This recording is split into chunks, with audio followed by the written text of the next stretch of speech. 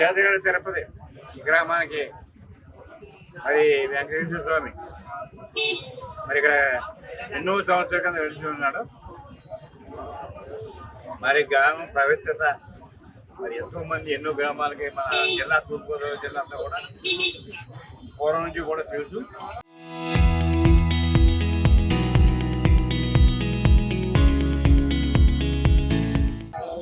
దాని ఈ మధ్యకాలంలో మన గవర్నమెంట్ వచ్చిన తర్వాత ఇంట్లో అనేక అభివృద్ధి కార్యక్రమాలు చేపట్టి ముందుకెళ్తున్నాను.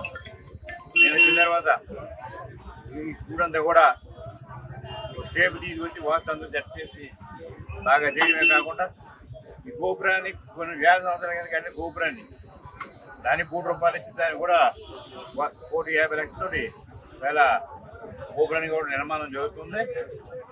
అలాగే ఇప్పటికే రోడ్లు వేయడం కానీ షెడ్ వేయడం కానీ అన్న సమాధానానికి షెట్లు కానీ కళ్యాణ మండపం కానీ ఇప్పుడు చేస్తున్నాం.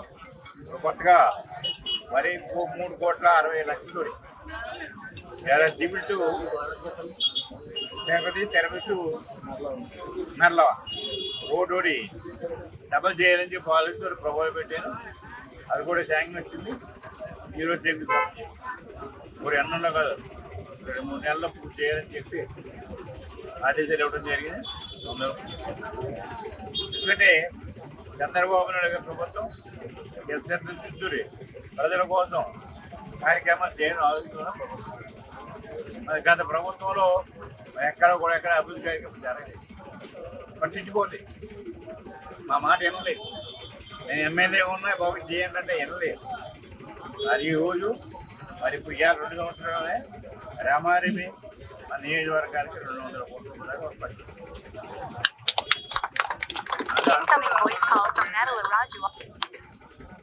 అనేక కార్యక్రమాలు తీసుకుంటాం. ఇప్పుడు దేవస్థానానికి సంబంధించి దానికి మనకి మూడు అవకాశాలు వచ్చాయి. ఒకటి మరి ఈ దేవస్థానానికి 3,00,000 కోట్లు మనం కడతాం. అలాగే పెద్దాపురానికి చంద్రబాబు నాయుడు వచ్చే హామీ ఇచ్చాడు భూకర్త, అది కూడా 69 కోట్ల రూపాయలు.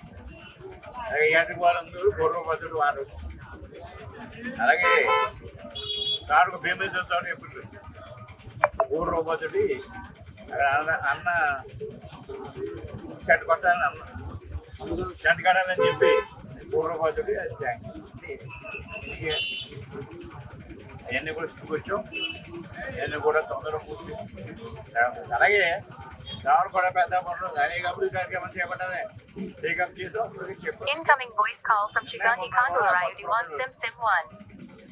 పెద్దాపురానికి పెద్ద కళ్యాణ మండపం కట్టాలి, కళాఖండాలను కట్టాలని చెప్పి ఆలోచన వచ్చింది.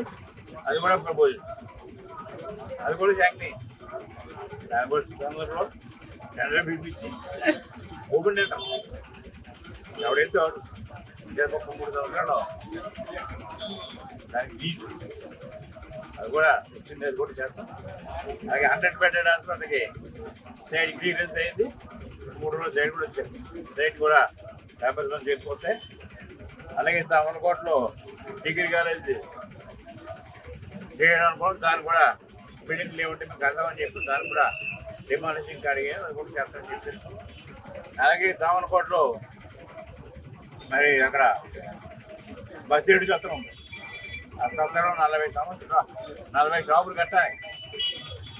ప్రభుత్వం చేశాను, అది చైర్మన్ మాట్లాడతాను.